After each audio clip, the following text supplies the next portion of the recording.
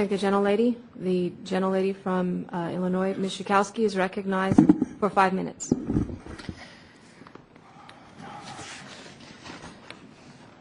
Mr. Woldenberg, you've written that there are no injuries as a result of products with high lead levels, and my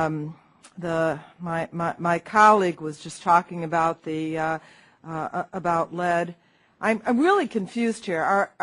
Is there some argument here that protecting our children from lead in toys is an unreasonable direction to go in, Mr. Woldenberg, that this is not a problem? Do you have scientific data that would back up that there are no injuries as a result of products with high lead levels? Well, the source of my information is the CPSC, and I went through every recall they did from 99 to 2010 line by line. And what I've said consistently is that there are 3 unverified injuries in their reports and 1 death attributed to lead in recalls of children's products since 99. And so you're concluding that lead in toys, that's okay, that it's not a problem? Oh, no. I would never say that. It's not in doubt that lead is dangerous. But the real question isn't whether lead is dangerous, but the real question is whether our products are dangerous. And the consequence of I'm really not following that.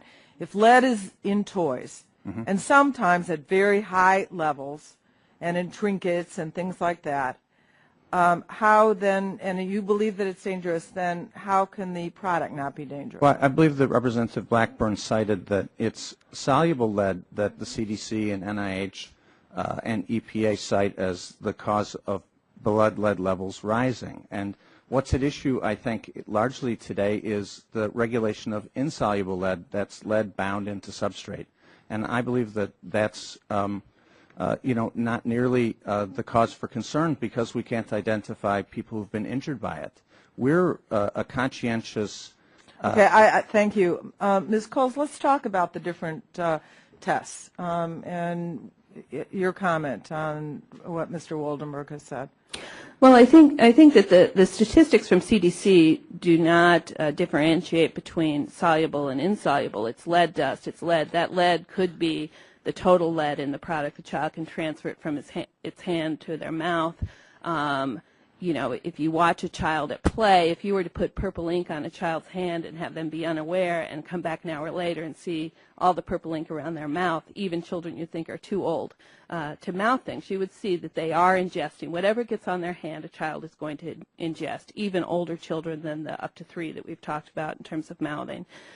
In terms of the product itself and the testing, the total lead test that CPSIA requires, the under 300 parts per million going down to 100 parts per million, is a very straightforward test that can be done. You can